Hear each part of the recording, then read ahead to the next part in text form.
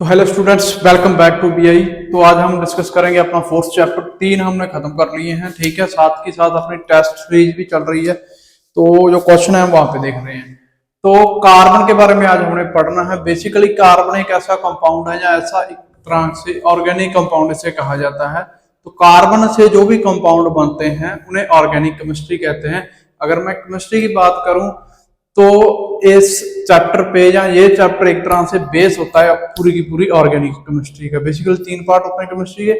तो जो तीसरा या फिर मेरे ख्याल दूसरा पार्ट होता है ऑर्गेनिक केमिस्ट्री, वो पूरी की पूरी इसी चैप्टर पे बेस होती है, ठीक है। इसमें कुछ फंक्शनल ग्रुप या कंपाउंड्स पढ़ेंगे, वो हमें फर्दर जो हम हायर एजुकेशन के लिए जाते हैं तो वो डिटेल में पढ़ने होते हैं वहां पे।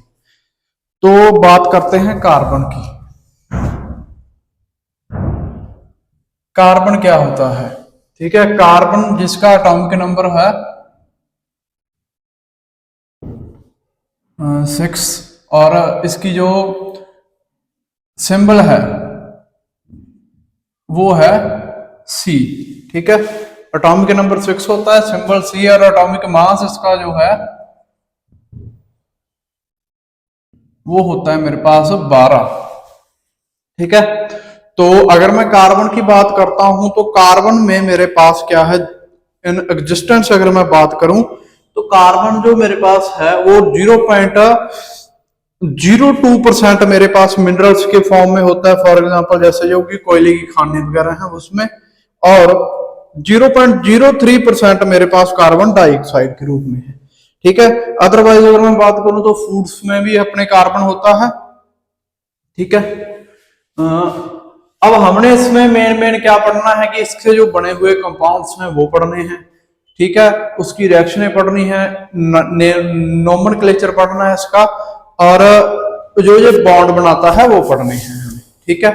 पहले बात करते हैं बॉन्ड फॉर्मेशन की। तो बेसिकली कार्बन जो होता है this is tetravalent.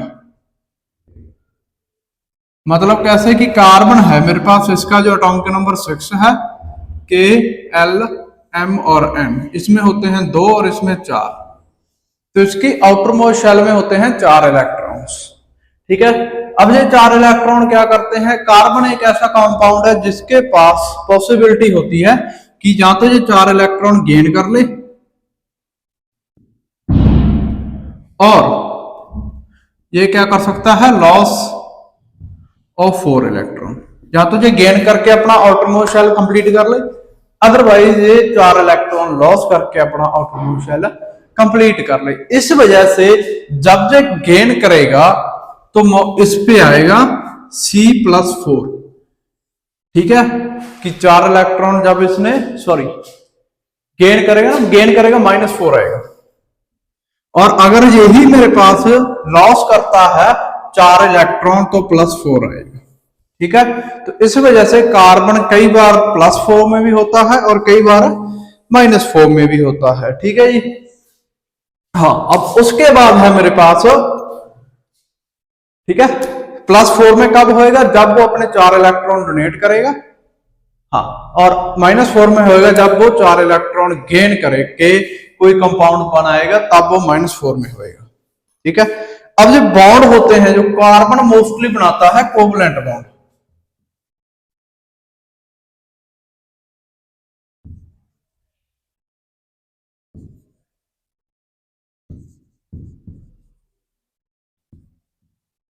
Most probably carbon क्या करता है, कोवलेंट बॉन्ड फॉर्म करता है, ठीक है। कोवलेंट बॉन्ड क्या होते हैं, ऐसे बॉन्ड जो इक्वल शेयरिंग से बनते हैं।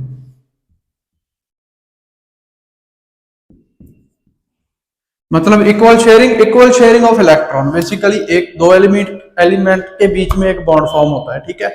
तो कार्बन एक ऐसा कंपाउंड है जो कि कोवलेंट बॉन्ड बनाता है। मतलब ये एक एलिमेंट एक अपना इलेक्ट्रॉन देगा, दूसरा एलिमेंट अपने ने दूसरा इलेक्ट्रॉन देना, दोनों ने मिलके बॉन्ड फॉर्मेशन करनी है, ठीक है। एग्जाम्पल में इसकी बात करूं तो हाइड्रोजन है मेरे पास, मान लो, ठीक है। इसके आउटर मोस्ट, इसके पास एक इलेक्ट्रॉन होता है, इसके पास भी एक होता है। इसने अपना एक इलेक्ट्रॉन दे दिया, इसने अपना एक इलेक्ट्रॉन दे दिया, दोनों ने मिलकर क्या बना लिया, बॉन्ड बना लिया। और इसकी स्ट्रक्चर की बात करूं तो वो ऐसी बनेगी, एक इलेक्ट्रॉन इसने कंट्रीब्यूट किया, सेकंड वाला इलेक्ट्रॉन इसने कंट्रीब्यूट किया, और दोनों ने कंट्रीब्यूट करके बॉन्ड फॉर्मेशन कर ली यहां पे। अब उसके बाद कार्बन कैसे बॉन्ड फॉर्मेशन करता है, अब इसमें भी क्या होते हैं, कोवलेंट बॉन्ड सिंगल हो गया, सिंगल बॉन्ड, डबल बॉन्ड होते हैं एंड ट्रिपल बॉन्ड होते हैं। सिंगल बॉन्ड बेसिकली ये है जैसे इस हाइड्रोजन ने बनाया। डबल बॉन्ड क्या है कि ऑक्सीजन के पास 2 इलेक्ट्रॉन है आउटरमोस्ट शेल में, वैसे तो ज्यादा होते हैं बट ये एक टाइम पे 2 इलेक्ट्रॉन डोनेट कर सकता है, ठीक है, या गेन कर सकता है। तो ये क्या करेगा, ऑक्सीजन आउटरमोस्ट में कितने हैं इसके, 2 लोन पेयर्स और 6, 8 होता है तो 6। दूसरा ऑक्सीजन इसकी बना रहा हूं मैं डॉट से। अब इन दोनों ने बॉन्ड फॉर्म किया और इन दोनों ने यहां पे इलेक्ट्रॉन दिया, तो क्या बना, ऑक्सीजन डबल बॉन्ड ऑक्सीजन, ठीक है। तो ये बना। और इसकी स्ट्रक्चर की मैं बात करूं तो कुछ ऐसे ही बनेगी इसकी स्ट्रक्चर,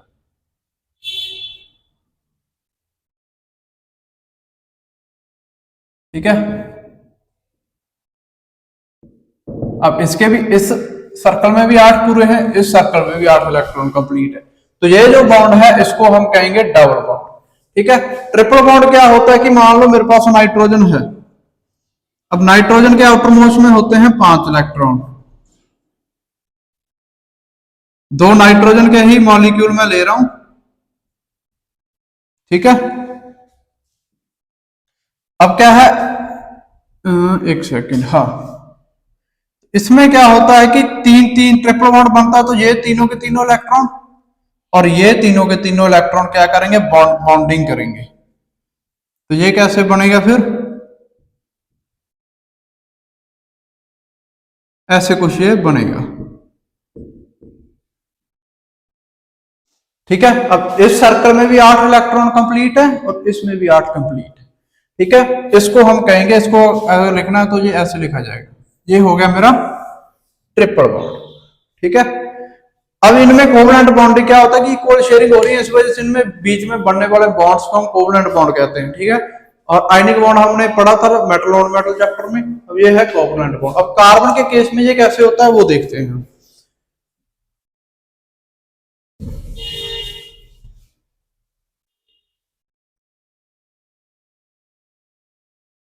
सिंगल बॉन्ड में बेसिकली 2 इलेक्ट्रॉन इन्वॉल्व होते हैं और डबल बॉन्ड में होते हैं 4 और ट्रिपल बॉन्ड में होते हैं 6 इलेक्ट्रॉन, ठीक है। ये ध्यान रखना कि सिंगल बॉन्ड में नंबर ऑफ इलेक्ट्रॉन कितने होते हैं, 2 इलेक्ट्रॉन इन्वॉल्व होते हैं बॉन्ड बनाने के लिए, डबल में होते हैं 4 इलेक्ट्रॉन और ट्रिपल में होते हैं 6 इलेक्ट्रॉन।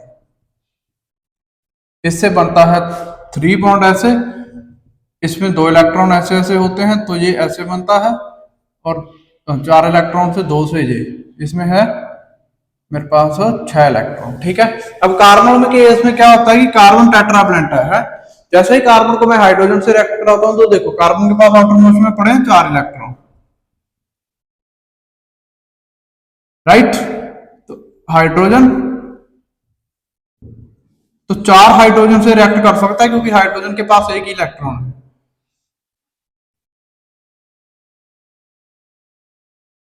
ठीक है। तो इसका एक इलेक्ट्रॉन, इसका एक इलेक्ट्रॉन, इसका एक इलेक्ट्रॉन, इसका एक इलेक्ट्रॉन, इसका एक इलेक्ट्रॉन, इसका एक इलेक्ट्रॉन और इसका एक इलेक्ट्रॉन और इसका एक इलेक्ट्रॉन मिलके क्या बनाएंगे, ये कुछ ऐसे सा बनाते हैं।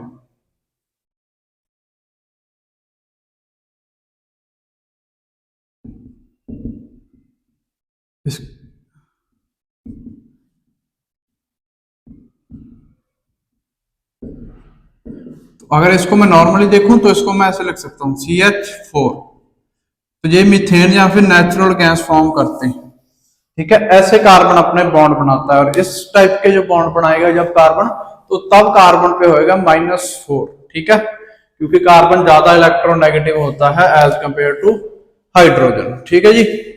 उसके बाद है मेरे पास, ये तो था कोवलेंट बॉन्ड और कार्बन कैसे कोवलेंट बॉन्ड फॉर्म करता है, ठीक है। अब बात करते हैं एलोट्रॉप्स। एलोट्रॉप्स क्या होते हैं, बेसिकली ऐसे कंपाउंड जिनमें कार्बन्स के एलोट्रॉफ्स की अगर मैं बात करूं तो ऐसे कंपाउंड्स होंगे जो कार्बन से मिलकर बनेंगे जिनमें कार्बन मोस्ट प्रोबेबली होता है। तो बेसिकली कार्बन के हमने 3 एलोट्रॉफ्स देखने हैं इस चैप्टर में। पहले है डायमंड, दूसरा है ग्रेफाइट जो मोस्ट प्रोबेबली पढ़ते हैं जब कार्बन का नाम आता है, और तीसरा है बुकमैन या फुलरीन कह देते हैं सिंपली उसे। ठीक है, एक सेकेंड।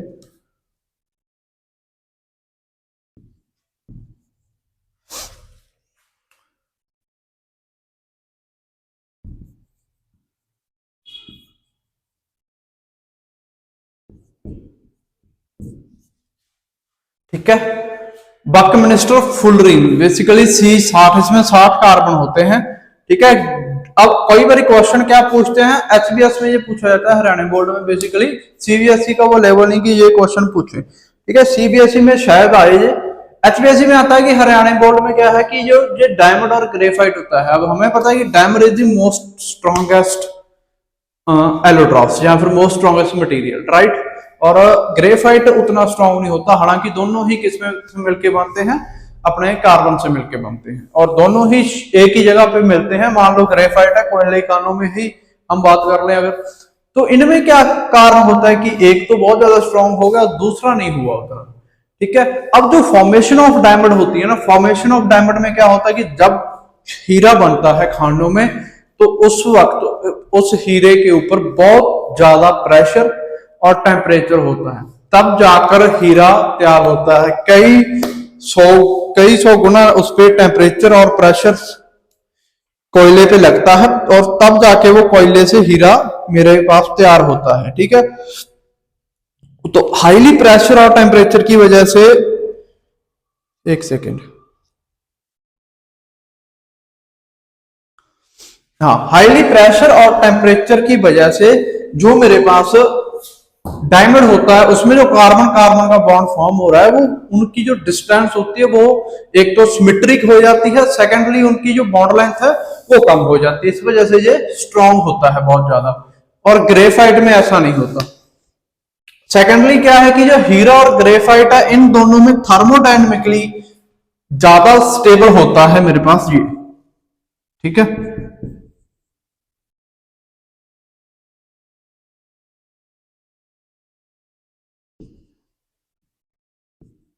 थर्मोडायनेमिकली मोर स्टेबल होता है मेरे पास ग्रेफाइट। ठीक है जी, तो इसमें तो बेसिकली यही पूछ सकते हैं, या फिर इनके यूज वगैरह पूछ सकते हैं, इसमें कोई कराने लायक है नहीं।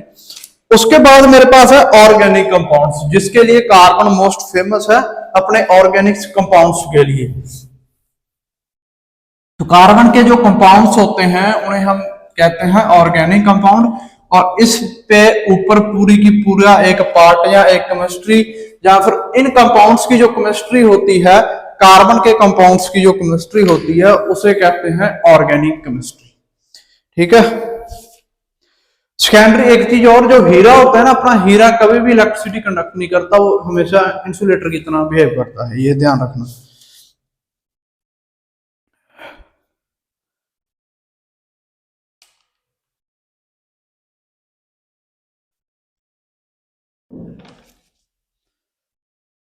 हाँ, अब बात करते हैं ऑर्गेनिक कंपाउंड्स की।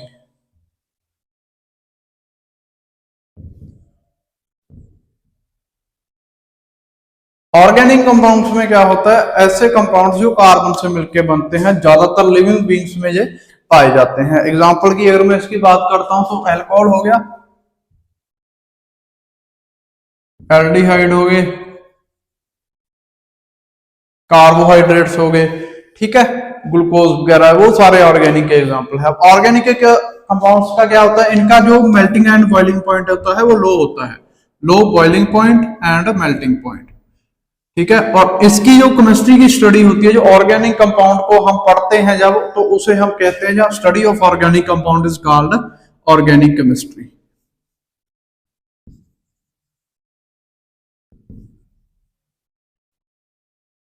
ठीक है, तो कार्बन ज्यादातर फेमस है अपने ऑर्गेनिक कंपाउंड्स के लिए।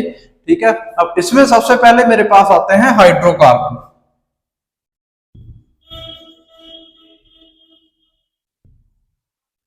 हाइड्रोकार्बन क्या होते हैं कि ऐसे कंपाउंड्स जिनमें सिर्फ हाइड्रोजन्स और कार्बन ही हो, मोस्ट प्रोबेबली उन्हें हम हाइड्रोकार्बन कहते हैं। ठीक है, तो इसमें जो मैं एग्जांपल अगर इसकी बात करूं तो जैसे CH4 है, मीथेन नेचुरल गैस, ठीक है, C2H6 है, ठीक है, ये दो क्या है, मीथेन,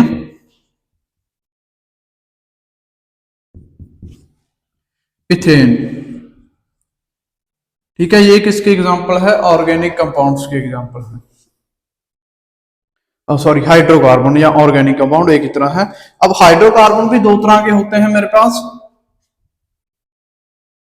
पहले जो है वो है सैचुरेटेड हाइड्रोकार्बन,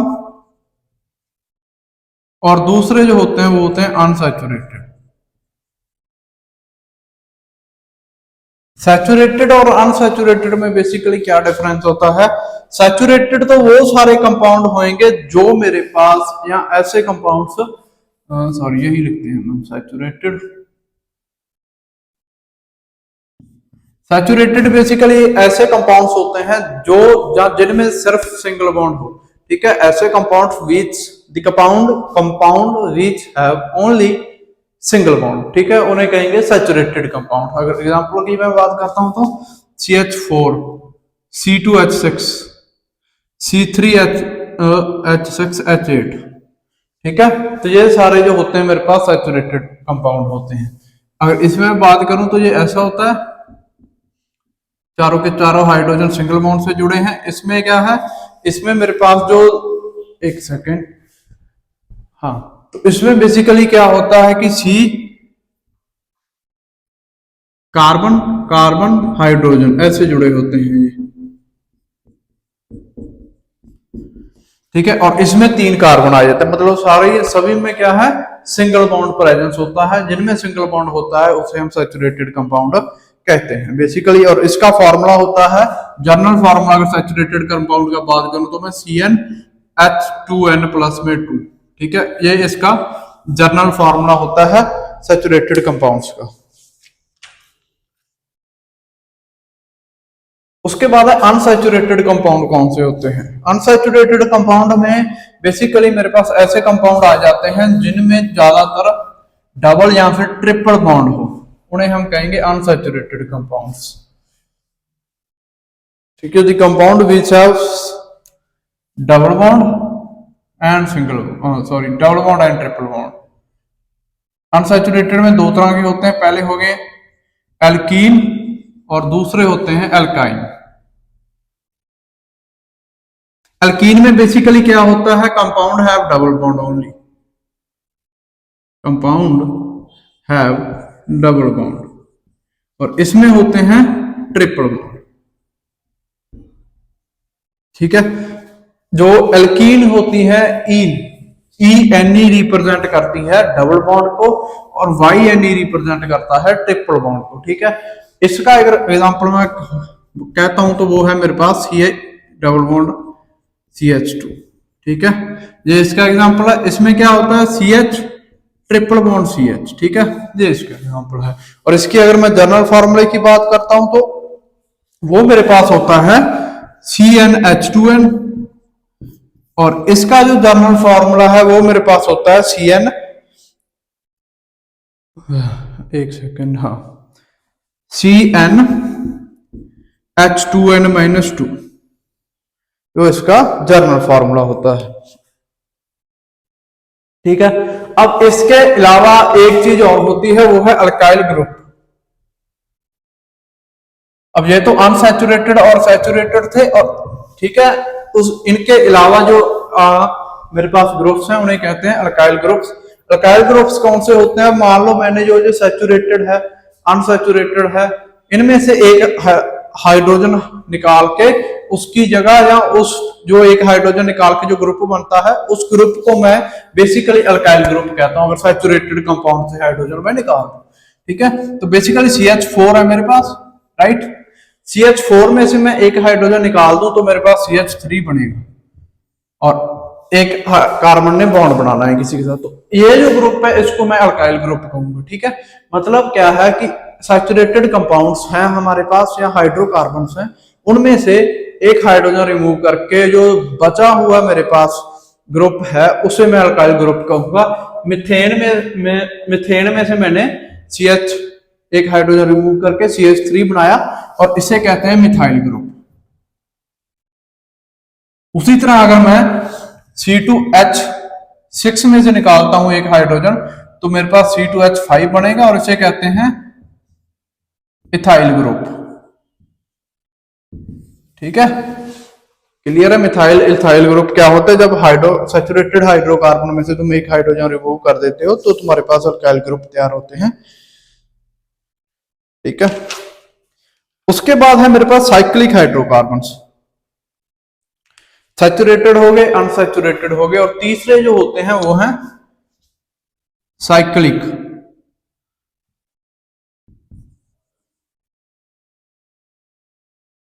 साइक्लिक हाइड्रोकार्बन कौन से होते हैं? बेसिकली साइक्लिक हाइड्रोकार्बन वो हाइड्रोकार्बन होते हैं जिनमें कार्बन एक रिंग में लगा हो। ठीक है, वो रिंग बन सकती है 3 कार्बन की, सबसे छोटी रिंग, सबसे छोटा साइक्लिक हाइड्रोकार्बन होता है 3 मेंबर, 4 मेंबर, फिर 5, 6, 7 ऐसे। ठीक है, तो इसमें क्या है, कार्बन रिंग में लगा होता है। ठीक है,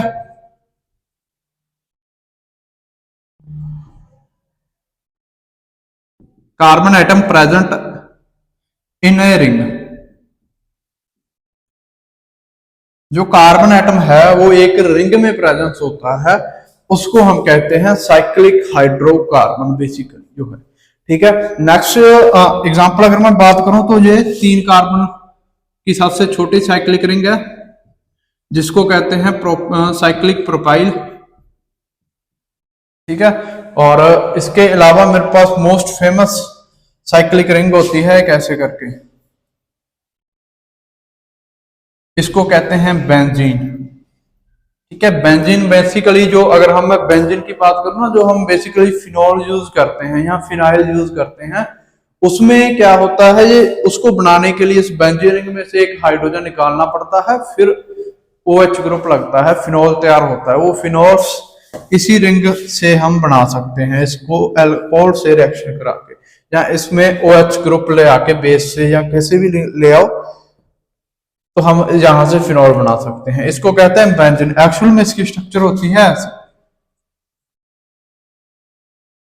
और ज्यादातर ऑर्गेनिक केमिस्ट्री में हायर एजुकेशन में जाके यही तंग करती है सबसे ज्यादा। इसके अलग अलग कंपाउंड बनते हैं जिसमें ये प्रेजेंस होती है।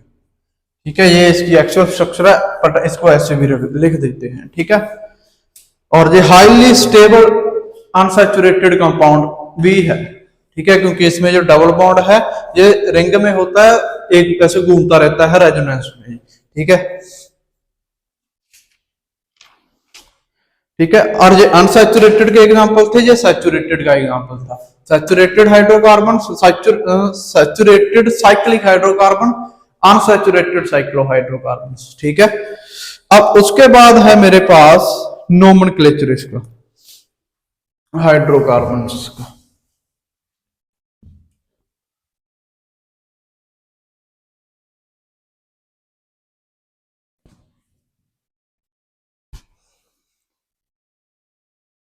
नोमेनक्लेचर में बेसिकली क्या होता है, नंबर ऑफ कार्बन्स वो मैटर करते हैं, और काउंट करने आने चाहिए वो तो उससे भी बड़ी बड़ी प्रॉब्लम है।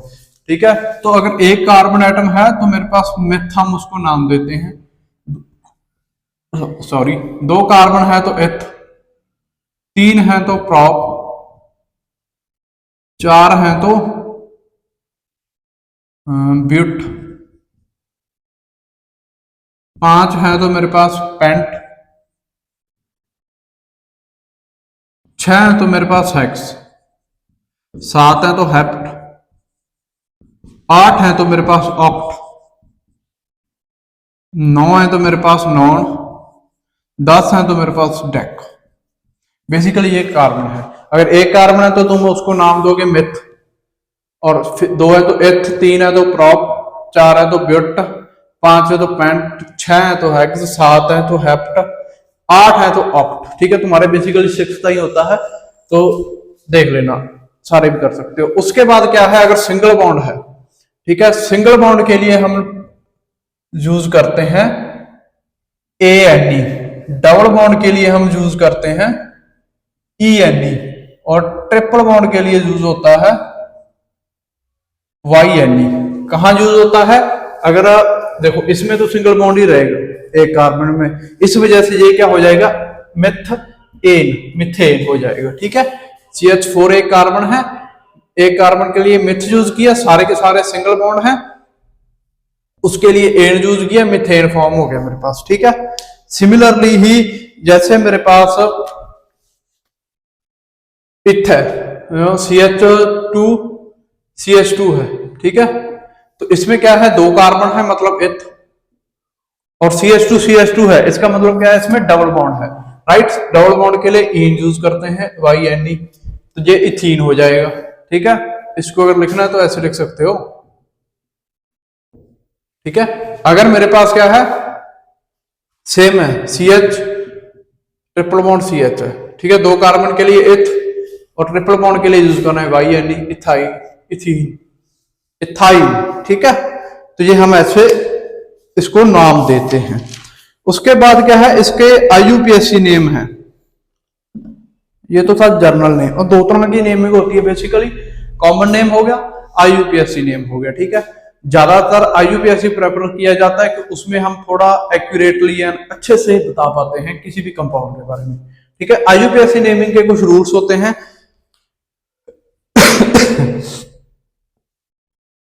हाँ, तो उसका पहला रूल ये कहता है, एक सेकेंड,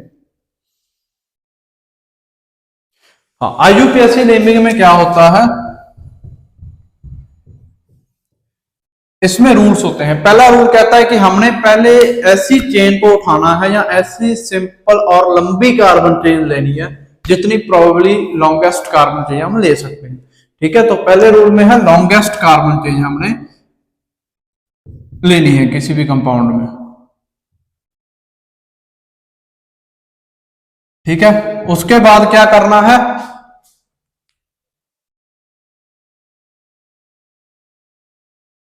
अगर उस कार्बन के किसी भी मान लो मेरे पास 6 कार्बन की एक चेन है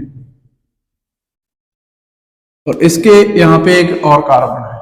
ठीक है, तो ये जो कार्बन होएगा इसको मैं कहूंगा सब्स्टिट्यूएंट।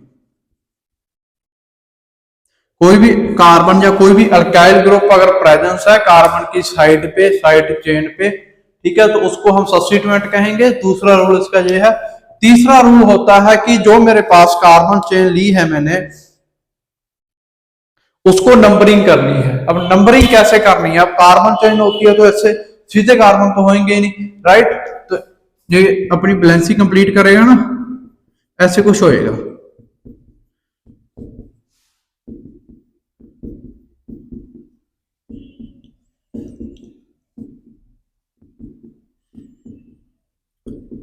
और यहां पे कोई फंक्शनल ग्रुप लगा होगा, मान लो एक्स है। ठीक है, एक्स कोई भी फंक्शनल ग्रुप है। अब इसमें क्या है, हमने वो चेन उठानी है जो सबसे लंबी हो। पहले लंबी चेन एक तो ये बनती है सीधी ऐसे 6 कार्बन की, या फिर यहां से ऐसे बनती है 1 2 3 4 और ये 5 की है, तो ये नहीं लेनी, ये लेनी है। उसके बाद क्या करना है, इसको नंबरिंग देनी है। ठीक है, तीसरा लास्ट का ये है कि इसको नंबरिंग देंगे। नंबरिंग कैसे देनी है कि जो मेरे पास फंक्शनल ग्रुप लगा है इसको कहते हैं फंक्शनल ग्रुप।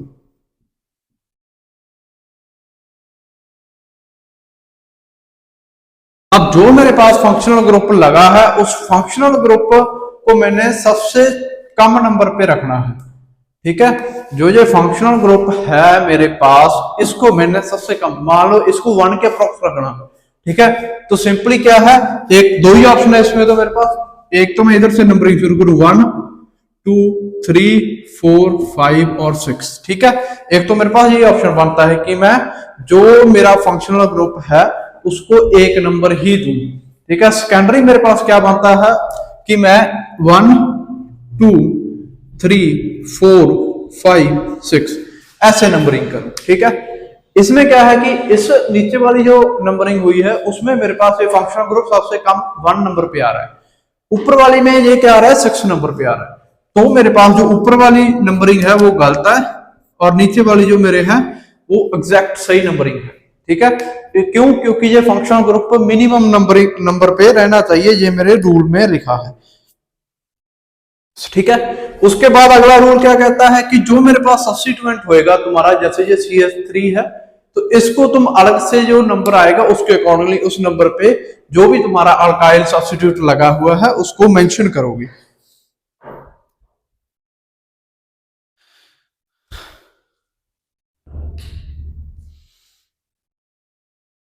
ठीक है, क्लियर है? अब इसका निकालते हैं हम नाम, कैसे निकालेंगे? पहले एक नंबर पे कोई भी फंक्शनल ग्रुप है, मान लो मेरे पास Cl है, ठीक है। Cl के लिए बेसिकली हम यूज करते हैं क्लोरो। क्या करते हैं, कैसे, वो हम जब फंक्शनल ग्रुप पढ़ेंगे तब मैं बता दूंगा। एक बार एज्यूम करो, मान के चलो Cl है, उसके लिए यूज करते हैं क्लोरो, राइट। एक पोजीशन है तो 1 क्लोरो, ठीक है। अब क्या है मेरे पास, अगर कोई सब्स्टिट्यूएंट है तो उसको हम लिखेंगे। अब हमारे पास है यहाँ पे CH3 हो तो कहते हैं हम उसे मिथाइल, ठीक है। एक हाइड्रोकार्बन निकल गया और बच्चा हुआ है ये, तो ये मिथाइल है। कितने पे है? 4 पे। तो 1 क्लोरो 4 मिथाइल, 1 क्लोरो 4 मिथाइल। अब और कोई सब्स्टिट्यूएंट नहीं है तो सिंपली कार्बन की लंबी चेन कितने की है? 1 2 3 4 5 6, 6 नंबर की कार्बन चेन है। 6 के लिए हम यूज करते हैं हेक्स, तो इसका है हेक्स, ठीक है, यूज कर लिया। अब क्या है, इसमें सारे में सिंगल बॉन्ड है, किसी में डबल बॉन्ड नहीं है, ठीक है। तो नेक्स्ट भी सिंगल बॉन्ड के लिए हम AN यूज करेंगे, हेक्सेन। इसका नाम हो जाएगा 1 क्लोरो 4 मिथाइल हेक्सेन, सिंपल, ठीक है। अगर मेरे पास इसी में ही मान लो यहां पे डबल बॉन्ड आ गया, हाइड्रोजन उड़ गया एक, इससे भी हाइड्रोजन उड़ गया, 5 और 6 के बीच में डबल बॉन्ड आ गया मेरे पास। अब इसका नाम क्या होएगा? अब क्या करना है मुझे?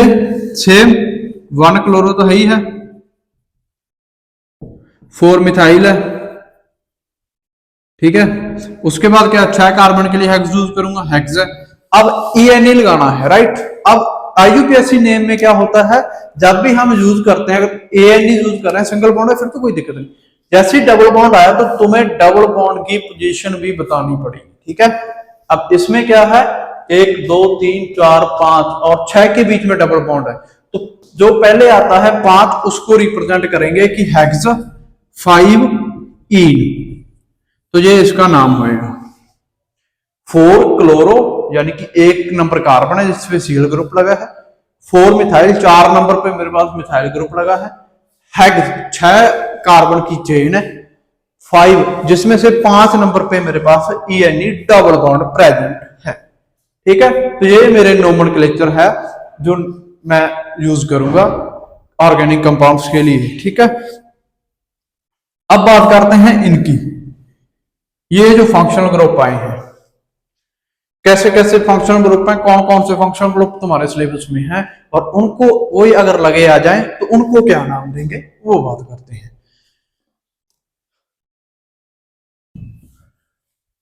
तो बेसिकली कुछ की फंक्शनल ग्रुप हैं जो 10th के सिलेबस में है,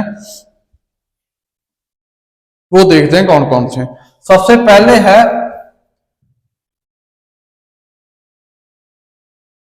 हेलो एल्कीन, एक सेकंड, या हेलो एल्कीन्स कह लो, हाँ हेलो एल्कीन्स, ठीक है। इसमें क्या होता है कि हेलोजेंस होते हैं। हेलो एल्कीन्स फंक्शनल ग्रुप कौन सा होता है जिसमें हेलोजेंस लगे हों, या फिर हेलोजेंस बेसिकली क्या होते हैं कि जो मेरे पास फ्लोरीन से लेके फ्लोरीन क्लोरीन ब्रोमीन आयोडीन वाली लाइन होती है, उस लाइन को हेलोजेंस कहते हैं, ठीक है। इनमें से अगर कोई भी ग्रुप लगा है तो उसको हम कहेंगे हेलो एल्कीन, ठीक है। किसी भी कार्बन चेन या कार्बन रिंग पे अगर इनमें से कोई भी ग्रुप लगा है तो वो हेलो एल्कीन कहलाएगी। अब इसमें क्या होता है, अगर फ्लोरीन लगा है तो हम फ्लोरो यूज करते हैं,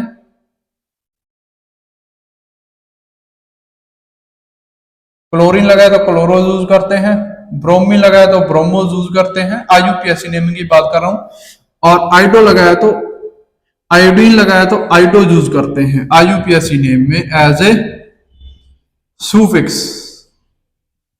सुफिक्स नहीं प्रीफिक्स, ठीक है, एज ए प्रीफिक्स हम यूज करते हैं आईयूपीएसी नेम में ये, ठीक है। प्रीफिक्स, अगर मैं सुफिक्स की बात करूं तो जो फ्लोरीन है उसका फ्लोराइड यूज होता है, ये बेसिकली कॉमन नोमेनक्लेचर में होता है। क्लोरीन का क्लोराइड यूज होता है, ब्रोमीन का ब्रोमाइड, ठीक है, और आयोडीन का आयोडाइड, ठीक है। तो ये मेरा है कॉमन नोमेनक्लेचर के लिए। कॉमन नोमेनक्लेचर तो सिंपल है कि तुम्हारे पास कितनी नंबर की कार्बन चेन है वो लिख लो पहले, सिंगल बॉन्ड है कि नहीं है, अगर सिंगल बॉन्ड है तो ए नहीं लगा दो पीछे, और लास्ट में जो फंक्शन ग्रुप लगा है। कॉमन नेम, अगर इसका मैं कॉमन नेम की बात करता हूं, मान लो मेरे पास ये है पांच की, ठीक है, 5 मेंबर, सॉरी हाँ 5 कार्बन की चेन है, Cl फंक्शन ग्रुप लगा है, ठीक है। तो इसमें इसका कॉमन नेम क्या होएगा, सिंपली 5 कार्बन है तो हम यूज करते हैं पेंट, पेंट यूज हो गया 5 कार्बन के लिए, सारे के सारे सिंगल बॉन्ड है तो एन, पेंटेन फंक्शनल ग्रुप है Cl तो पेंटेन क्लोराइड, ये इसका हो गया कॉमन नेम, ठीक है, पेंटेन क्लोराइड। आईयूपीएसी नेम के हम इसमें बस हेक्टेन की जगह हेप्टेन कर देंगे, ठीक है। हाँ, तो आईयूपीएसी में क्या यूज करना है, फ्लोरो यूज करना है, कब, जब एफ लगा हो, बहुत कम चांस मिलेगी कि फ्लोरीन लगाओ, ज्यादा ये दोनों लगते हैं, तो इनका ध्यान रखना कि क्लोरीन लगाया तो क्लोरो यूज कर लेना, ब्रोमीन लगाया तो ब्रोमो यूज कर लेना, जैसे यहाँ पे यूज किया है मैंने क्लोरो। उसके बाद नेक्स्ट जो फंक्शनल ग्रुप है वो है एल्कोहल का। अब एल्कोहल का जो फंक्शनल ग्रुप होता है उसमें हमारे पास क्या है कि एक हाइड्रोकार्बन में से हाइड्रोजन निकाल के OH ग्रुप लगा देते हैं। एल्कोहल फंक्शनल ग्रुप में यूज होता है OH ग्रुप का, ठीक है। और इसको अगर हम मैं आईयूपीएसी नेम की बात करता हूं तो जैसे मैंने सिंगल बॉन्ड के लिए इन, आइन, एन, आइन, आइन लगाया, उसी तरह एल्कोहल अगर लगा है तो उसके लिए यूज होता है ओल का, ठीक है। फॉर एग्जांपल मान लो मेरे पास कोई भी कार्बन की चेन है,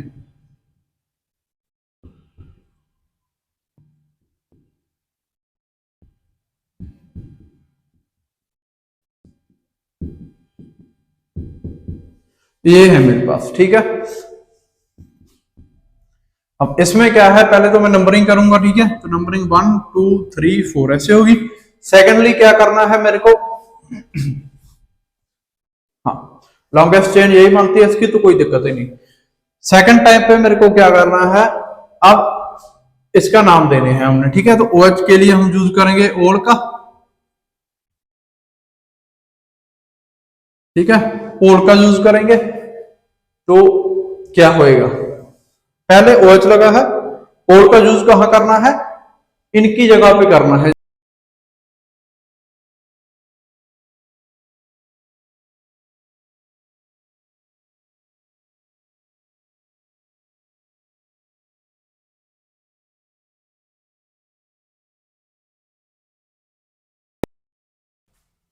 ठीक है। ओल का यूज हम करेंगे यहां पे, फॉर एग्जाम्पल हाँ, अब इसमें 2 पे मिथाइल ग्रुप लगा है तो 2 मिथाइल, राइट। पहले हम इसी को देंगे, अगर इसका नहीं कर सकते, अगर ये होता तो हम पहले इसको देते, 2 मिथाइल, उसके बाद है 2 मिथाइल, 4 कार्बन की चेन है, 4 के लिए ब्यूट है, हाँ ब्यूट है, और बाद में ओल, ब्यूटेनॉल, ठीक है। तो ये इसका नाम हो जाएगा 2 मिथाइल ब्यूटेनॉल, ठीक है। ओल हम एल्कोहल के लिए यूज करेंगे, और इसका एग्जांपल CH2H5OH। अब इसमें क्या है, 2 कार्बन है, तो मेरे पास क्या है, एथ, और इसका ओल इथेनॉल, ठीक है। तो इथेनॉल इसका नाम है, और इसको हम डिटेल में भी पढ़ेंगे। उसके बाद है aldehyde as a functional group.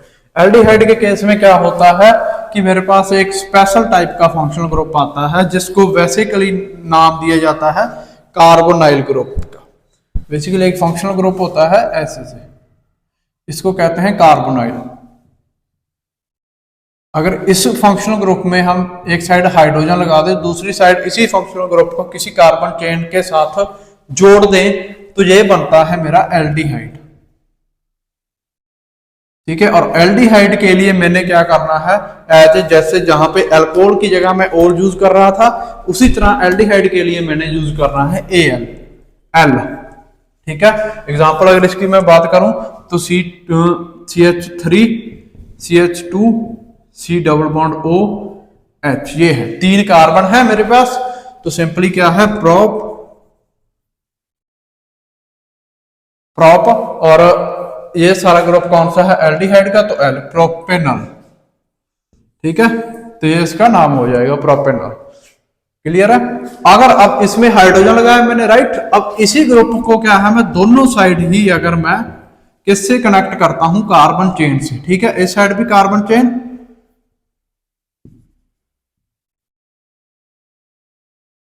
और इस साइड भी कार्बन चेन हो सकती है, सिंगल कार्बन एटम हो सकता है, तो ये इसको मैं क्या कहूंगा, फिर ये मेरा हो जाएगा कीटोन। और कीटोन के लिए हम बेसिकली यूज करते हैं ONe as a suffix.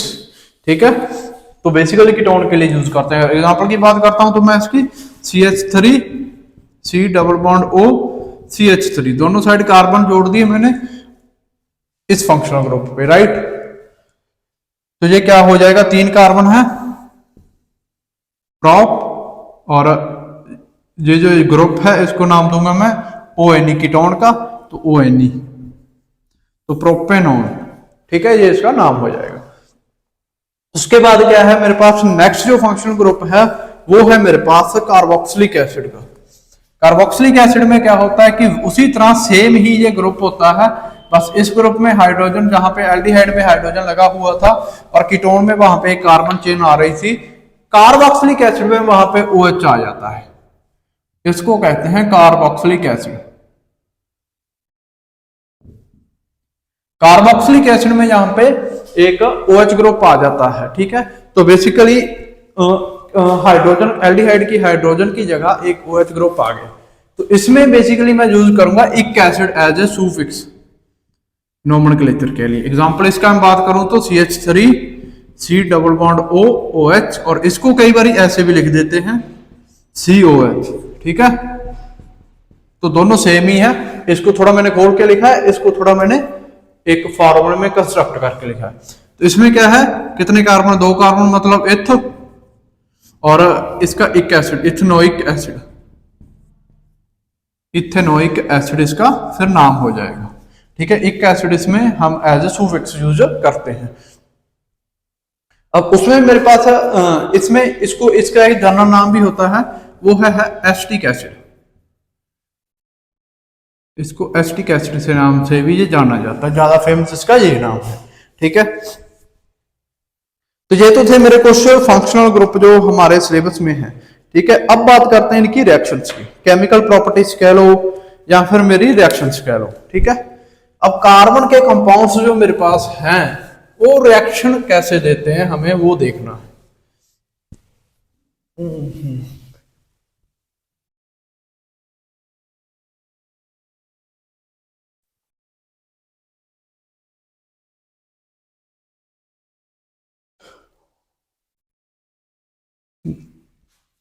Chemical properties, chemical की पहली है मेरे पास कंबल्शन। मतलब क्या है, अगर मैं कोयले को जलाऊं तो कोयले को जलाने से क्या होगा, सिंपली ये है। अब नॉर्मली क्या होता है कि हम सभी ने अपने घरों में क्या है लकड़ियां जलाई होती हैं। ठीक है, तो लकड़ियों से क्या निकलता है, बेसिकली लकड़ियों से निकलता है धुआं। ठीक है, वो धुएं में हमारे पास क्या होती है, मोस्ट प्रोबेबली उस धुएं में होती है कार्बन डाइऑक्साइड गैस। एक सेकेंड, हाँ, तो उस धुएं में होती है कार्बन डाइऑक्साइड गैस। ठीक है, तो क्या होता है कि जैसे ही हम कार्बन को जलाते हैं, मतलब ऑक्सीजन से रिएक्ट कराते हैं, ऑक्सीजन के संपर्क में जलाते हैं, तो वो कार्बन डाइऑक्साइड प्रोड्यूस करती है। ठीक है, तो ये मेरे पास कंबल्शन रिएक्शन है। कंबल्शन का मतलब होता है दहन या फिर जलाना, सिंपली। ठीक है, अब कार्बन के कंपाउंड मान लो CH4 को मैंने जलाया ऑक्सीजन से, और क्या बना मेरे पास CO2, कार्बन डाइऑक्साइड बननी है, ठीक है, बचेगा बन गया मेरा पानी। तो ये मेरे पास नेचुरल गैस को जैसे ही मैं एयर के संपर्क में लेके आऊंगा, हवा के संपर्क में, उसको जलाऊंगा तो उससे कार्बन डाइऑक्साइड और पानी निकलेगा, ठीक है। अब है बोर्ड का CH3 CH2OH, इसको जैसे तुम जलाओगे, यानी कि शराब है बेसिकली इथेनॉल है, अल्कोहल, इथेनॉल को जैसे तुम जलाते हो तो क्या निकलता है, कार्बन डाइऑक्साइड और वाटर, इसमें से निकलना है, रिएक्शन बैलेंस कर लेना अपने आप, ठीक है। और इसमें एक खासियत होती है कि इसमें साथ में हीट भी निकलती है। कोई भी चीज तुम जलाते हो तो उसमें से आग निकलती है, तो वो आग क्या है, एक तरह से हीट एनर्जी है, हीट है या एनर्जी है। तो उस वजह से जो कंबल्शन रिएक्शन होती है वो एज ए कंसीडर हम, या फिर एज ए एग्जांपल ले सकते हैं किसका, एक्सोथर्मिक रिएक्शन का, क्योंकि उसमें भी क्या होता है, मेरे पास हीट एग्जिट होती है और इसमें भी हीट एग्जिट हो रही है, ठीक है जी। अब इसमें फॉर्मेशन है कोल एंड पेट्रोलियम की, तो बेसिकली कोल और पेट्रोलियम बनते कैसे हैं वो हमने देखना है, ठीक है। तो बनने तो क्या ही है उसमें कोल और पेट्रोलियम में बेसिकली क्या होता है ना, कि जो मेरे पास कोल और पेट्रोलियम में जो कार्बन से रिलेटेड चीजें होती हैं, जैसे पेड़ हो गए, हमारी बॉडी हो गई, ठीक है, कोई एनिमल्स की बॉडी होगी, जैसे उनमें मिट्टी जाती है, मिट्टी में कुछ टाइम तक वो पड़े रहते हैं, पड़ने पे उनमें अंदर कंबल्शन रिएक्शन होती है, ठीक है। कंबल्शन रिएक्शन मतलब एक दाब के कारण उनमें एक एनर्जी प्रोड्यूस होती है, प्रोड्यूस होने से वो गलना शुरू करते हैं, गल के वो कन्वर्ट होते हैं कार्बन डाइऑक्साइड और वाटर में, फिर उनकी रिएक्शन होकर वापिस से वो अल्कोहल जैसे उपकरण, पेट्रोलियम जैसी चीजों में कन्वर्ट होते हैं, ठीक है। तो डिटेल में इसमें कुछ कराने लायक है नहीं, ये वैसे पढ़ने वाला ही टॉपिक है। बायोमास होता है बेसिकली, जो बायोमास कह देते हैं, यानी कि जो लिविंग बींग्स होते हैं उनका जो वेस्टेज होती है, ठीक है। अब फ्लेम भी दो तरह की होती है हमारे पास, जो हम इसमें जलाते हैं ना, फ्लेम होती है, जो आग होती है, वो भी दो तरह से होती है। एक होती है ब्लू फ्लेम और दूसरी होती है येलो फ्लेम, जो तुमने इजीली देखी होगी। बेसिकली ये कहां पे डिफरेंस देखने को मिल जाता है, जो अपने गैस सिलेंडर आते हैं, एलपीजी गैस होती है, जैसे तुम एलपीजी गैस को जलाओगे तो उसमें से ब्लू गैस प्रोड्यूस होगी, राइट। अगर दूसरी तरफ तुम क्या करते हो, लकड़ियों से आग जलाते हो, तो उसमें से हमारे पास क्या है, येलो कलर की फ्लेम बनती है, मतलब, ठीक है। आग की जो फ्लेम होती है वो क्यों बनती है, रीजन क्या होता है, बेसिकली दोनों हो तो कंबल्शन ही हो रही है, उसका मेन कारण क्या है। ब्लू फ्लेम जो होती है मेरे पास वो बनती है ऑक्सीजन की सप्लाई जब सफिशिएंट हो, ठीक है। जब ऑक्सीजन मेरे पास, जितनी मुझे ऑक्सीजन चाहिए उतनी ऑक्सीजन है, तब मेरे पास क्या है, ये बनती है, ठीक है। सफिशिएंट अमाउंट ऑफ ऑक्सीजन अगर मेरे पास है,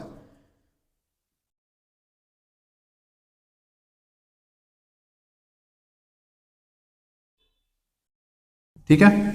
इसमें क्या होता है, इनसफिशिएंट अमाउंट होती है ऑक्सीजन की, या तो ऑक्सीजन बहुत ज्यादा होगी या फिर ऑक्सीजन की डेफिशिएंसी होती है, ठीक है। जिसकी वजह से मेरे पास क्या है कि जो फ्लेम है वो बनती है मेरे पास blue flame, sorry yellow flame, ठीक है। अब उसके बाद है मेरे पास ऑक्सीडेशन रिएक्शन। ऑक्सीडेशन रिएक्शन में क्या होता है वो देखते हैं।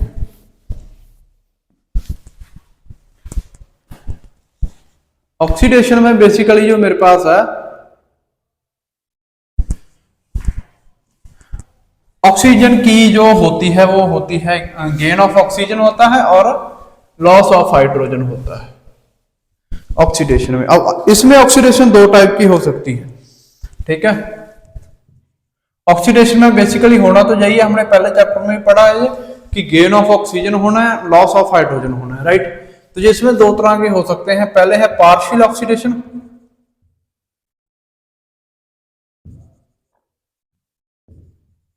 And second is complete oxidation.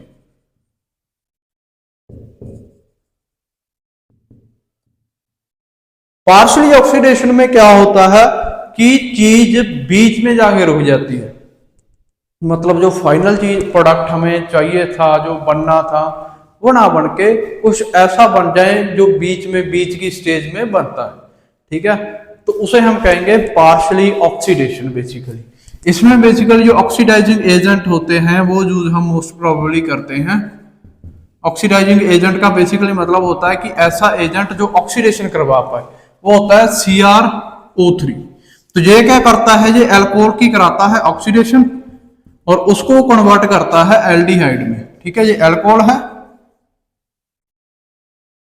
CrO3 इसमें डाला, ऑक्सीडेशन होनी है, तो इसने क्या किया, इसको कन्वर्ट कर दिया CH3CHO में, ठीक है। तो ये इसमें इसने क्या किया, एल्डिहाइड बना दिया, ठीक है। ये हुई मेरी पार्शली ऑक्सीडेशन, मतलब बनना इससे चाहिए था एसिड, बन गया एल्डिहाइड, एल्डिहाइड पे जाके ये रुक गया, ठीक है। अब इसमें क्या होता है, इसमें ऑक्सीडाइजिंग एजेंट जो होते हैं वो हम यूज करते हैं ज्यादातर तो KMnO4,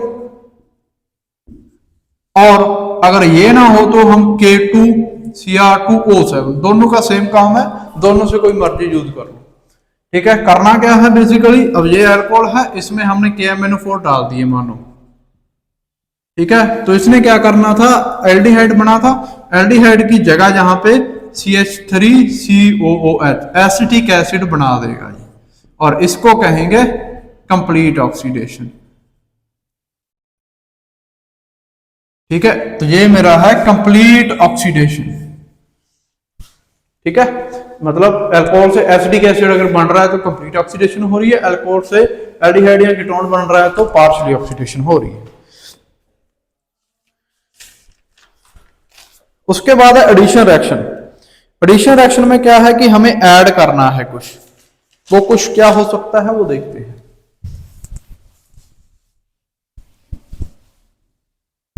तो कार्बन का चैप्टर कुछ थोड़ा सा ज्यादा ही लंबा चैप्टर है, काफी लंबा है। एडिशन रिएक्शन में क्या है, मेरे पास मान लो या तो तुम्हारे पास कोई भी एल्कीन होएगी या एल्काइन होएंगे, उनमें हाइड्रोजन का एडिशन करना है। तो basically R C R double bond CR ये है तुम्हारे पास, ठीक है, इसको कहेंगे एल्कीन। अब इसमें तुमने यही ना लो, यही ले लो, अपने एल्काइन ही लेते हैं, कंप्लीट रिएक्शन कराएंगे एक स्टेप में।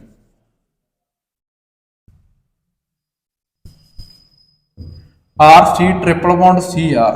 अब इसमें जैसे ही मैंने हाइड्रोजन इन निकल या फिर कोई भी मेटल कैटालिस्ट की प्रेजेंस में जो रिडक्शन करवाए कैटालिस्ट, उसकी प्रेजेंस में डाल दिया, तो क्या होएगा कि ये जो H2 है इसका बॉन्ड ब्रेक होएगा, इस पे नेगेटिव और इस पे पॉजिटिव, फिर ये जाना है ऐसे नेगेटिव पॉजिटिव, ये नेगेटिव इसके पास आएगा, ये नेगेटिव इसके पास जाएगा, ठीक है। तो क्या बना लेंगे ये, ऐसा कुछ ये बन जाएगा, मतलब ये एल्काइन से बन गई एल्कीन। अगर इस एल्कीन में फिर से तुम H2 एड निकल का कैटालिस्ट डाल देते हो तो सेम रिएक्शन होनी है, हाइड्रोजन हाइड्रोजन, ये बॉन्ड टूटा, एक पे नेगेटिव एक के पे पॉजिटिव, ये भी टूटा, एक पे पॉजिटिव दूसरे पे नेगेटिव, नेगेटिव गया पॉजिटिव के पास, नेगेटिव गया पॉजिटिव के पास, तो RCH। तो ये ऐसा कुछ मेरे पास होना है, और ये मेरा है एल्केन। तो एल्काइन से एल्कीन बनती है, एल्कीन से एल्केन बनती है एडिशन रिएक्शन में बेसिकली, ठीक है। कैटालिस्ट क्या होते हैं इसमें, कैटालिस्ट होती है एक ऐसी चीज जो रिएक्शन को स्पेस प्रोवाइड करे, मतलब जगह दे कि तुम भाई आओ यहाँ पे बैठो अपनी रिएक्शन करो और वापिस चले जाओ, और इसकी खुद की इन्वॉल्वमेंट नहीं होती, ये खासियत है इसकी। ये रिएक्शन को जहां तो बहुत तेज करवा देगा या बहुत ज्यादा तेज रिएक्शन को बहुत स्लो भी करा सकता है, ठीक है। ये कैटालिस्ट की खासियत होती है। इंक्रीज और decrease the speed of the reaction, yes, ये रिएक्शन की स्पीड को इंक्रीज भी कर देते हैं और रिएक्शन की स्पीड को डिक्रीज भी इजीली कर देते हैं, ठीक है। बेसिक काम इनका स्पेस प्रोवाइड करना होता है। नेक्स्ट है मेरे पास substitution reaction. Substitution reaction substitution reaction में क्या है, सब्स्टिट्यूट होना है, मतलब क्या है, किसी एक कोई एक जाएगा उसकी जगह कोई और आएगा, राइट। कैसे, CH4 है मेरे पास एग्जांपल, अगर मैं इसकी बात करूं, हाइड्रोजन हाइड्रोजन लगे हैं, इसकी रिएक्शन मैंने Cl2 से करा दी, Cl से, ठीक है। अब ये रिएक्शन होती है सनलाइट की प्रेजेंस में। जब भी सनलाइट की प्रेजेंस में रिएक्शन होती है तो मैंने मेरे ख्याल से एक क्लास डाली हुई है, बेसिक क्लास है जो, ठीक है, कि बॉन्ड कैसे टूटते हैं और बॉन्ड कैसे बनते हैं। अगर सनलाइट की प्रेजेंस में रिएक्शन हो रही है तो क्या होगा, ये बॉन्ड ब्रेक करेगा और पॉजिटिव नेगेटिव ना आके ये क्या होता है, बॉन्ड बना है, ये अपना एक इलेक्ट्रॉन ले जाएगा, ये अपना एक इलेक्ट्रॉन, ये ब्रेक हुआ। जैसे ये ब्रेक हुआ तो इसके पास अपना एक इलेक्ट्रॉन है, अब इसके पास अपना है। उसी तरह ये भी बॉन्ड ब्रेक होता है, इसके पास अपना एक इलेक्ट्रॉन है और इसके पास अपना एक इलेक्ट्रॉन है। अब ये दोनों मिलके क्या कर लेते हैं, बॉन्ड फॉर्मेशन कर लेते हैं, मतलब HCl बन गया प्लस, अब इसका एक इलेक्ट्रॉन और इसका एक इलेक्ट्रॉन मिलके बॉन्ड बना लेते हैं और ये क्या बन गया, मिथाइल क्लोराइड बन गया या फिर क्लोरोमीथेन बन गया, ठीक है। तो इसमें क्या, इसमें और इसमें क्या डिफरेंस है कि इसमें यहाँ पे हाइड्रोजन है, हाइड्रोजन को बदल दिया किससे हमने, Cl से, ठीक है जी। तो ये मेरे पास रिएक्शन होती है इसमें। अब इसमें रिएक्शनें ज्यादातर अपनी कंप्लीट है, उसके बाद हम इंपॉर्टेंट कंपाउंड ऑफ कार्बन, यानी कि कार्बन के कुछ जो कंपाउंड है जो बहुत ज्यादा इंपॉर्टेंट है वो हमने देखने हैं, जिसमें पहला है मेरे पास एल्कोहल, सॉरी हाँ इथेनॉल है बेसिकली, ठीक है। इथेनॉल क्या होता है, इथेनॉल की हम बेसिकली केमिकल प्रॉपर्टी डिस्कस करेंगे, फिजिकल प्रॉपर्टी ज्यादातर पढ़ने लायक होती है, ठीक है, उनमें कुछ खास नहीं होता। और इसमें 2-3 पॉइंट है कि जो मेरे पास रेक्टिफाइड स्प्रेड होती है उसमें 5% इथेनॉल है। इथेनॉल अगर मैं इथेनॉल में 5% वाटर डाल देता हूं तो मेरे पास रेक्टिफाइड स्प्रेड तैयार हो जाती है। अगर मैं एब्सोल्यूट इथेनॉल की बात करूं तो एब्सोल्यूट इथेनॉल क्या कौन सी होती है, ऐसी इथेनॉल जो 100% मेरे पास प्योर उससे बनी हुई है, प्योर इथेनॉल है, 100% प्योर इथेनॉल को कहा जाता है एब्सोल्यूट इथेनॉल, ठीक है। केमिकल प्रॉपर्टी की बात करते हैं, पहले है reaction with metal.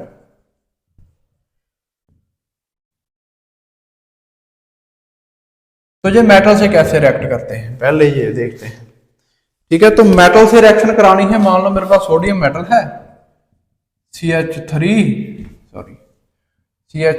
CH2OH plus में Na, इसकी रिएक्शन करानी है, ठीक है। तो इसमें क्या है, मैं 2 CH2 यूज करूंगा और 2 ही Na यूज करूंगा मैं। तो ये दोनों हाइड्रोजन मिलके क्या है, गैस प्रोड्यूस करेंगे, हाइड्रोजन गैस प्लस, बाकी ये Na इसके साथ जाएगा और ये इसके साथ, तो क्या बन गया 2 CH3 CH2ONA नेगेटिव पॉजिटिव, ठीक है। जब भी मेटल और ऑक्सीजन या फिर मेटल और हाईली इलेक्ट्रोनेगेटिव एलिमेंट्स जुड़ते हैं तो उसको ऐसे मेंशन कर देते हैं, जो ज्यादा इलेक्ट्रोनेगेटिव होता है उस पर नेगेटिव, दूसरे पे पॉजिटिव, ठीक है। इसको कहेंगे सोडियम इथॉक्साइड। जब भी सोडियम इथेनॉल से रिएक्शन देगा तो वो सोडियम इथॉक्साइड प्रोड्यूस करेगा, ठीक है। नेक्स्ट है मेरे पास डिहाइड्रेशन। डिहाइड्रेशन में बेसिकली क्या है, डिहाइड्रेट होना चीजों का, डिहाइड्रेट मतलब वाटर की कमी होना या वाटर का बाहर निकलना, डिहाइड्रेशन। जो गर्मियों में जो ज्यादा बंदे एसी वगैरह में रहते हैं ना तो उनकी बॉडी डिहाइड्रेट हो जाती है, क्योंकि एसी क्या करता है, टेम्परेचर अराउंड टेम्परेचर अपना डिक्रीज कर देता है, जिससे क्या है वो वाटर की डेफिशिएंसी या वाटर के कमी के कारण या ऑक्सीजन डिहाइड्रेट हो जाती है बॉडी, जिसमें वाटर की कमी हो जाती है, ठीक है। इस वजह से गर्मी नहीं लगती, पसीना नहीं आता हमें। तो इसमें क्या है, इथेनॉल है, CH खोल के लिख रहा हूं इसको थोड़ा मैं, क्योंकि हमें रिएक्शन करवानी है। इसमें हम डालेंगे इथेनॉल में concentrated H2SO4 sulphuric acid basically, ठीक है, एट 170 यानी कि 170 डिग्री टेम्परेचर पे, ठीक है। जैसे ये डलेगा इसमें तो ये बॉन्ड टूटेगा, वो यहां पे आ जाएगा और यहां से ये दोनों मिलके वाटर निकाल देंगे, मतलब डिहाइड्रेशन होगी, पानी निकल गया बाहर और बचा जाए मेरे पास क्या बनेगा, डबल बॉन्ड आ जाएगा और ये मेरे पास फिर बना इथीन। ठीक है, कि अगर हम इथेनॉल को डिहाइड्रेट करते हैं तो उससे इथेन बनती है और साथ में वाटर मॉलिक्यूल मेरे पास रिलीज होता है। ठीक है, और ये रिएक्शन मेरे ख्याल से प्रीवियस ईयर क्वेश्चन में पूछी जा चुकी है, 2023 में पूछी थी आई थिंक, जहां तक मुझे लगता है। ठीक है, उसके बाद जो अगला कंपाउंड है मेरे पास वो है मेरे पास acetic acid, ethanoic acid.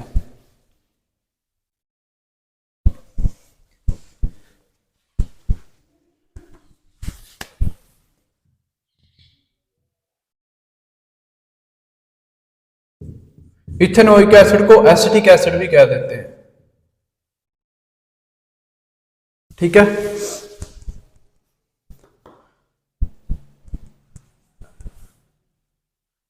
Pure ethanoic acid को जो मेरे पास वो कहते हैं glacier acetic acid, glacier acetic acid. ठीक है, अब इसमें क्या है, इसमें हमने बेसिकली अब ये प्रेजेंस होता है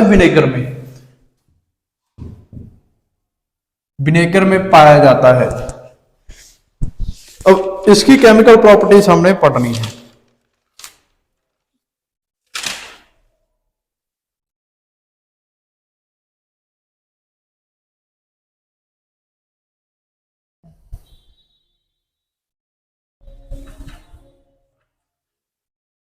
इसकी केमिकल प्रॉपर्टी में सबसे पहले है एस्टरिफिकेशन।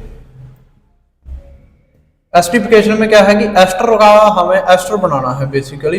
तो जैसे मैं CH3 C double bond OH यानी कि इसकी रिएक्शन कराता हूं CH3, ये होता है मेरे पास एसिटिक एसिड, प्लस में अल्कोहल लेके अल्कोहल से इसकी रिएक्शन कराता हूं इथेनॉल से ही, तो मेरे पास क्या बनता है, एस्टर फॉर्म होएगा। कैसे, अब ये OH और इसका एक हाइड्रोजन मिलके बनाते हैं वाटर। ठीक है, वाटर बन गया, बाकी सारे का सारा जुड़ जाता है इससे। तो CH3 C double bond O CH2 CH3 और इसको कहते हैं हम एस्टर। ठीक है, और इस रिएक्शन को कहा जाता है एस्टरिफिकेशन रिएक्शन। ठीक है, जैसे तुम इस एस्टर को फर्दर किसी भी बेस से टारगेट करोगे, मान लो इसको मैंने किसके NaOH से रिएक्शन करा दी। ठीक है, NaOH क्या करेगा, अब ये जो OH है और ये जो ग्रुप है पूरी का पूरा, ये मिलके बनाएगा मेरे पास CH2 CH3 CH2 OH यानी कि इथेनॉल, और Na जाएगा फिर इसके पास यानी कि CH3 C double bond ONA, और इसको कहेंगे सोडियम एसीटेट, सोडियम एसीटेट। अगर मैं फर्दर जो एस्टर बनाया उसकी रिएक्शन कराता हूं बेस से, तो वो सोडियम एसीटेट के साथ अल्कोहल मेरे पास बन जाएगा। ठीक है, अगली जो रिएक्शन है वो है बेस से डायरेक्ट इसकी रिएक्शन करानी है हमें, एसिटिक एसिड की बेस से रिएक्शन करानी है।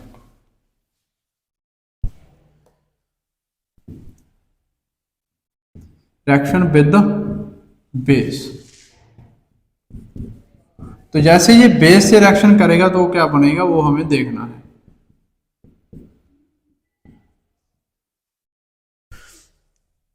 तो बेस है NaOH ले लो। ठीक है, सेम ये हाइड्रोजन और इसका OH, ये मिलके मेरे पास क्या बना दिया, वाटर, बाकी सारा जुड़ गया CH3 C double bond ONA, और ये बना सोडियम एसीटेट। सिंपल,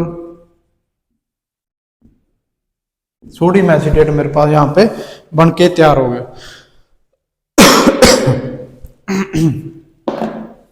ठीक है जी, उसके बाद है रिएक्शन विद कार्बोनेट। कार्बोनेट क्या है, CO3 group, reaction with carbonate. Carbonate कैसे रिएक्ट करेगा, ये CH3 C double bond OH plus में कार्बोनेट में एग्जांपल के तौर पर कंसीडर करता हूं सोडियम CO3 को।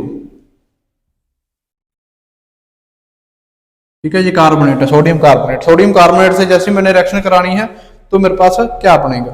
पहली करी जहां पे भी कार्बोनेट इन्वॉल्व होता है तो दूसरी साइड सिंपली अगर रिएक्शन में इन्वॉल्व है तो कार्बन डाइऑक्साइड निकाल दो, तो और एक वाटर मॉलिक्यूल कहां से निकलेगा इसमें, एक सेकेंड, बेसिकली इसके दो मॉलिक्यूल यूज होंगे, ठीक है, दो मॉलिक्यूल मिलके वाटर मॉलिक्यूल निकालेंगे, ठीक है। इसमें एक ऑक्सीजन बचा और इसके दो हाइड्रोजन, मेरे पास H2O निकाल दिया, प्लस बचा क्या है, दो Na, एक Na इसके पास, दूसरा Na इसके पास, तो CH3 C double bond O Na, ठीक है। तो ये बना मेरे पास सोडियम एसीटेट।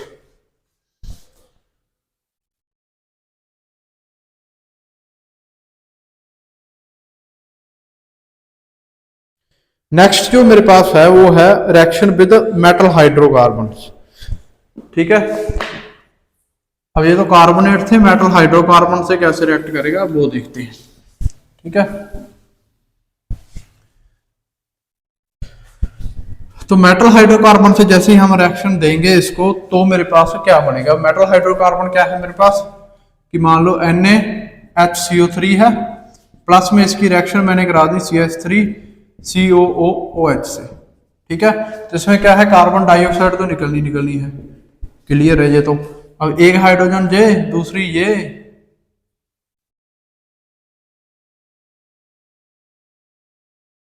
ऐसे एक हाइड्रोजन जे और एक ऑक्सीजन जे मिलके पानी निकाल देंगे, ठीक है। बचा क्या, सोडियम, और ये बचा सोडियम एसीटेट बना लेंगे फिर ये, इसको कहते हैं सोडियम एसीटेट, ठीक है। अब इसके बाद मेरे पास इसमें एक टॉपिक बचता है, वो है मेरे पास मिसेल फॉर्मेशन। तो मिसेल फॉर्मेशन में क्या होता है हमने वो देखना है। उसमें बेसिकली देखने लायक तो कुछ है नहीं, ठीक है। साबुन, सोप एंड डिटर्जेंट एक्शन है बेसिकली उसमें एक मिसेल बनती है। कैसे बनती है वो, कि एक ऐसे लंबी चेन होगी और दूसरी साइड उसके होता है एक ऐसे एंड, दो एंड होते हैं, एक वाला ये एंड और एक ये एंड, ठीक है। ये एंड क्या करता है, ये डस्ट पार्टिकल पे जाके चिपक जाता है और ये एंड उसको वापस डस्ट पार्टिकल से निकालता है, ठीक है। तो उसमें कुछ मेरे ख्याल से समझाने लायक नहीं है, वो तो लिखने वाली चीजें हैं यार, ठीक है। तो इससे अपना ये वन शॉट कंप्लीट होता है इस चैप्टर का। मोस्ट प्रोबेबली जो इसमें रिएक्शंस थी, जो उसके एक दो एग्जांपल थे, थोड़े बहुत हमने वो डिस्कस कर लिए हैं।